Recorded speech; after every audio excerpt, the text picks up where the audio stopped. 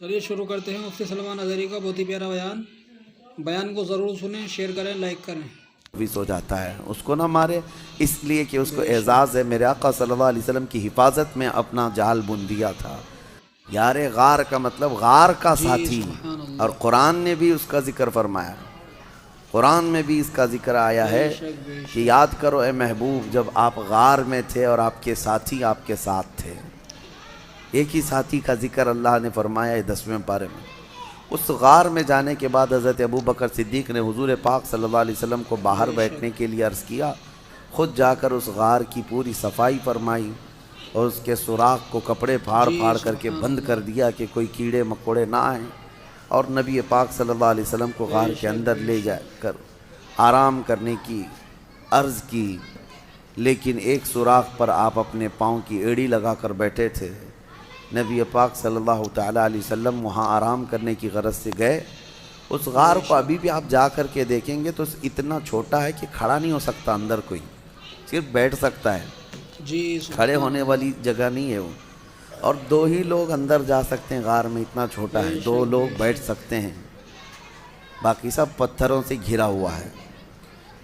تو روایات میں ہے مشہور کہ ایک سانپ حضور پاک صلی اللہ تعالیٰ علیہ وسلم کی خوشبو پا کر وہاں پہنچ گیا آپ کی زیارت کے لیے، لیکن اندر جانے کے سارے راستے بند تھے۔ تو ایک راستہ جس پر آپ نے ایڑی لگا رکھی تھی، صدیق اکبر نے پاؤں پر ان کے سانپ کاٹنے لگ گیا کہ یہ پاؤں ہٹائیں تو میں اندر جاؤں اور دیدار مصطفیٰ کر لوں، لیکن حضرت ابو بکر صدیق ہیں کہ پیر ہٹانے کو تیار نہیں۔ زہر چڑھتا ہوا ان کے ران تک آ گیا اور ان کا جسم پیلا پڑنے لگ گیا، اور نبی پاک صلی اللہ علیہ وسلم آرام کر رہے ہیں۔ درد کی شدت بڑھ گئی۔ بعض روایات میں ہے کہ سانپ جتنا پرانا ہوتا ہے اتنا زہریلا ہوتا ہے، وہ کافی پرانا سانپ تھا۔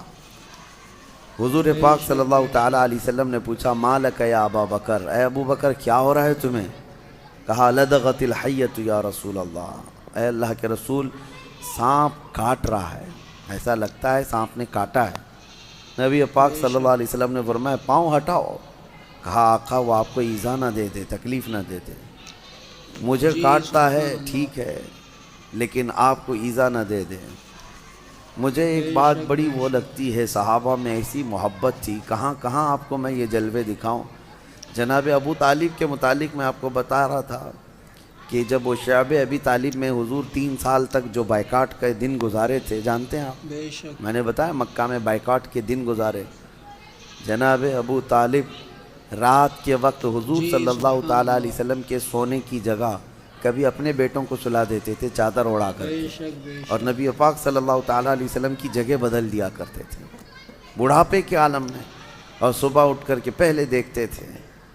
تو یہ پوچھنے پر کہ آپ روزانہ حضور کی جگہ پر جو سونے کی جگہ ہے کسی کسی کو ڈال دیتے ہیں، کہا کہ اگر غفلت میں ہم پڑے رہیں اور کوئی مکہ کا کوئی بھی دشمن آ کر کے مارے تو محمد کا قتل نہ ہو، میرے بیٹے کا قتل ہو صلی اللہ علیہ وسلم۔ اپنے بیٹوں کو نچھاور کر دیتے تھے۔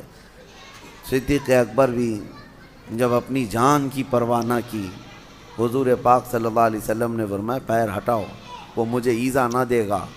سانپ اندر داخل ہوا، جی بھر کر کے میرے آقا کی زیارت کی جائے۔ نبی پاک صلی اللہ تعالیٰ علیہ وسلم کی زیارت کے مشتاق دنیا میں کون نہیں ہے سوائے ابلیس کے۔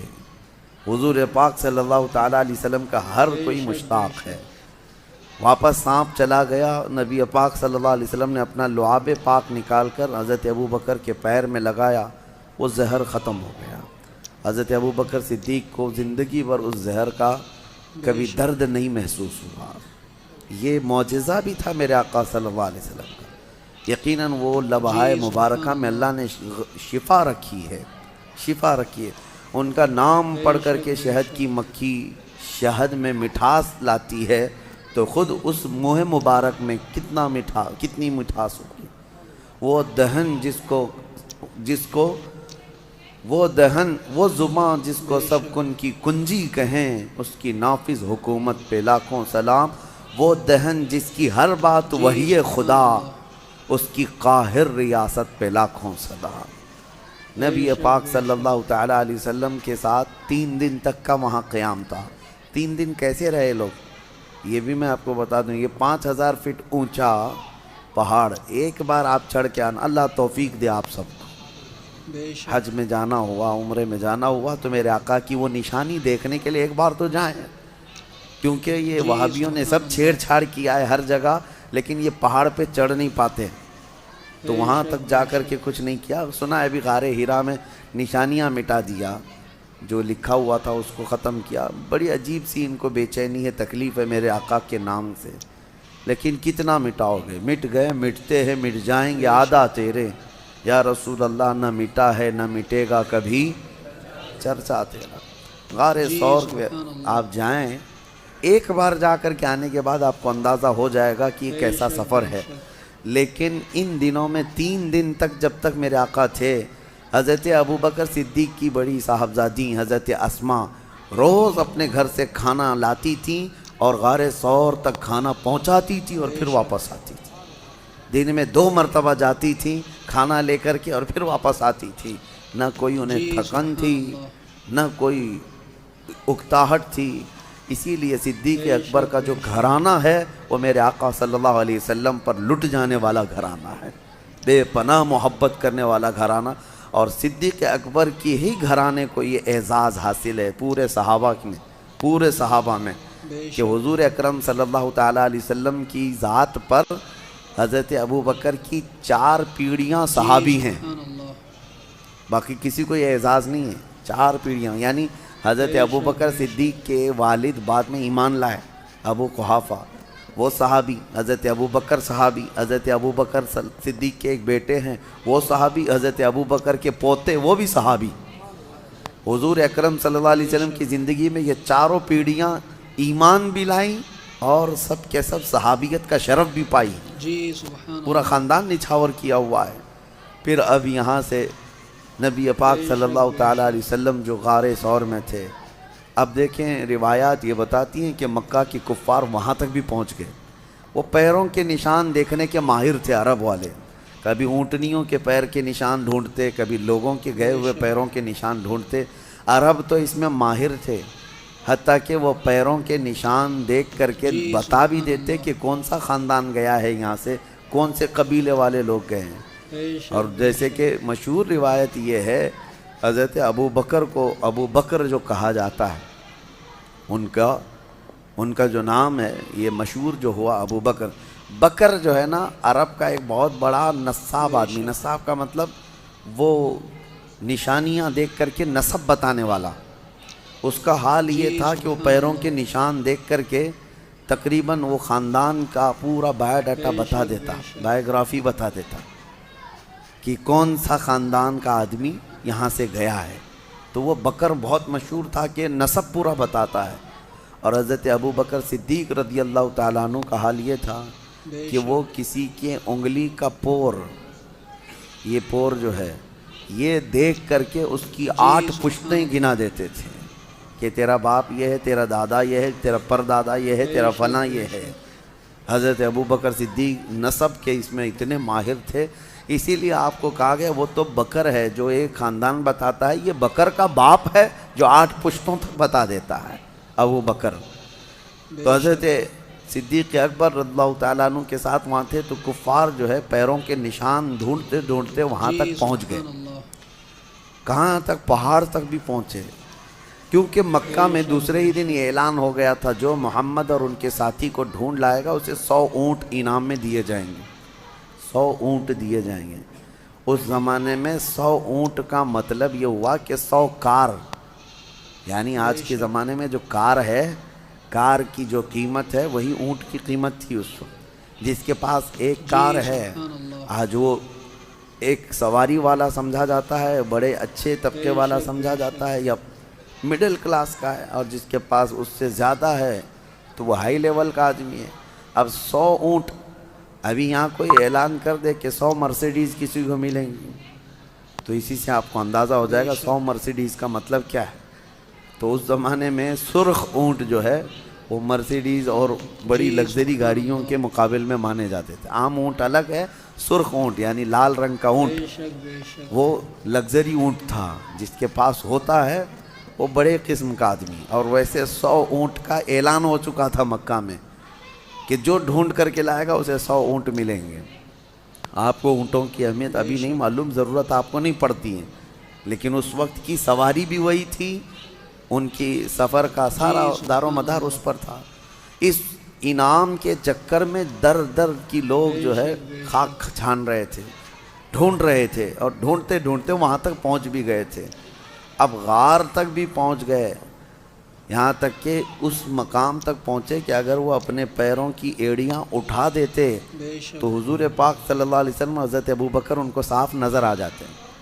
حضرت ابوبکر غار میں بیٹھے ان کی گردنیں دیکھ رہے تھے، لیکن کفار و مشرکین حضور کو اور حضرت ابوبکر کو دیکھ نہیں پا رہے تھے. غار کے دہانے تک، منہ تک تو پہنچ گئے. اللہ تبارک و تعالیٰ نے اپنے محبوب کی حفاظت کے لیے وہاں پر 2 نشانیاں ایسی پیدا فرمائی. ایک مکڑی نے جال بن دیے، ایک کبوتری نے فوراً انڈے دیے. یہ نشانی تھی اس زمانے میں کہ جہاں کبوتری انڈے دیتی ہے انسانوں کا آنا جانا نہیں ہوتا، اور مکڑی نے جال لگایا، اس کا مطلب اگر کوئی اندر گیا آیا ہوا ہوتا تو جال ٹوٹ چکا ہوتا. اور مکڑی کو جال لگانے میں کافی وقت لگ جاتا ہے، اتنا گھنا جال لگا دیا تھا مکڑی نے چند گھنٹوں میں. تو اب یہ 2 نشانیاں دیکھ کر کے کفار وہاں تک پہنچ کر کے بھی حضور کے قریب نہ جا سکے، پلٹ کر چلے گئے. اللہ رب العزت جب کسی کی حفاظت کرنا چاہے وہ تمہاری گردن تک قریب لا کر دشمن کو بھی دور پھینک دیتا ہے. اعلیٰ حضرت فاضل بریلوی رضی اللہ تعالیٰ عنہ فرماتے ہیں جان ہے جان ہے جان کیا نظر آئے. حضور جو ہے جان کائنات ہیں، اور جان کس کو نظر آتی ہے؟ جان ہے جان کیا نظر آئے، کیوں عدو گرد غار پھرتے ہیں، وہ سوئے لال ازار پھرتے ہیں، تیرے دن اے بہار پھرتے ہیں. نبی پاک صلی اللہ تعالیٰ علیہ وسلم کو وہ قریب آ کر کے بھی دیکھ نہ سکے. یہ دونوں چیزیں نشانیاں بن گئی. اسی لیے بزرگوں نے لکھا ہے کہ نہ مکڑی کو مارو نہ کبوتر کے ساتھ زیادتی کرو. یہ دونوں میرے آقا صلی اللہ تعالیٰ علیہ وسلم کی ناموس کی حفاظت کرنے والے پہرے دار ہیں، جس کو آپ کہتے ہیں نا محافظ ناموس رسالت. یقیناً میرے آقا صلی اللہ تعالیٰ علیہ وسلم کی عزت کی پہرے داری کرنے والی مکڑی بھی ہے اور کبوتری بھی ہے، اور دونوں عزت پائے ہوئے لوگ ہیں. مکڑی کو مارنا منع ہے، ہاں بس یہ ہے کہ اس کے جال کو صاف کریں لیکن اس کو نہ مارے. بعض بزرگوں نے حیات الحیوان ایک کتاب ہے حیوانات، علامہ کمال الدین دمیری رحمۃ اللہ علیہ کی، اس میں تو انہوں نے لکھا ہے کہ مکڑی کو مارنے والے کو کئی طرح کی بیماریاں لگ جاتی ہیں، کئی طرح کی بیماریوں میں وہ ملوث ہو جاتا ہے. اس کو نہ مارے، اس لیے کہ اس کو اعزاز ہے میرے آقا صلی اللہ علیہ وسلم کی حفاظت میں اپنا جال بن دیا تھا. اور دوسری چیز کبوتری کا بھی ہے. کبوتری ایک ایسی، کبوتر ہی سمجھ لیں، ایک ایسا پرندہ ہے جس کو اللہ تعالیٰ نے یہ اعزاز بخشا ہے. آج بھی اگر کوا آ جائے تو بھگا دیتے ہیں، کبوتر آئے تو کوئی بھگاتا نہیں. حرم کی ہر مینار میں آپ کو، مسجد نبوی میں، خانہ کعبہ کے اندر، سب جگہ آپ کو کبوتر ہی کبوتر نظر آئیں. بے حساب کبوتر بھرے ہوئے ہیں، لیکن کبھی آپ جا کر کے دیکھنا، نہ مسجد نبوی میں وہ بیٹ کرتے ہیں، نہ حرم پاک میں کہیں پخانہ ان کا پڑا ہوا ملتا ہے. گندگی نہیں پھیلاتے، لیکن وہ کریں نہ کریں اپنی جگہ پر ہزاروں لاکھوں پرندوں میں حرم میں رہنے کا شرف اگر کسی پرندے کو ہے تو وہ کبوتر کو ہے. وہ میرے آقا کی جالیوں کے پاس بھی آتے ہیں، نبی پاک صلی اللہ علیہ وسلم کے گنبد پر اپنا بسیرا کیے ہوئے ہیں ہزاروں کی تعداد میں. بہرحال وہ ان کی قسمت ہے، اور اللہ تعالیٰ نے اس کو یہ اعزاز دیا. خالی وہاں مکہ اور مدینہ میں نہیں، آپ جہاں کے بھی مقدس مقامات دیکھیں گے کبوتر وہاں مل ہی جاتے ہیں. کبوتر کی یہ فطرت ہے، مزاج ہے، وہ مقدس مقامات میں اپنا گھر بناتے ہیں. مسجدوں کو، مزارات کو، وہیں پر وہ اپنے گھر بناتے ہیں. یہ اعلیٰ نسب ہونے کی بھی علامت ہے اور اچھے اشرف مزاج ہونے کی بھی علامت ہے.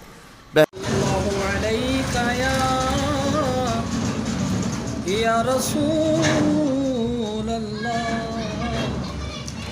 وسلم علیک یا حبیب اللہ. پڑھیے صلی اللہ علیک یا رسول اللہ وسلم علیک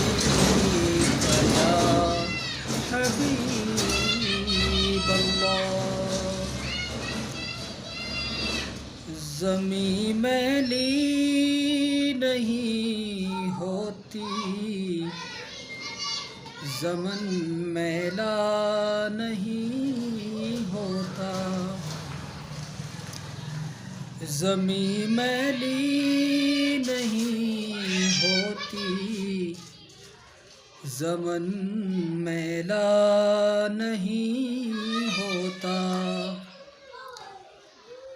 زمیں میلی نہیں ہوتی، زمن میلا نہیں ہوتا، محمد کے غلاموں کا کفن میلا نہیں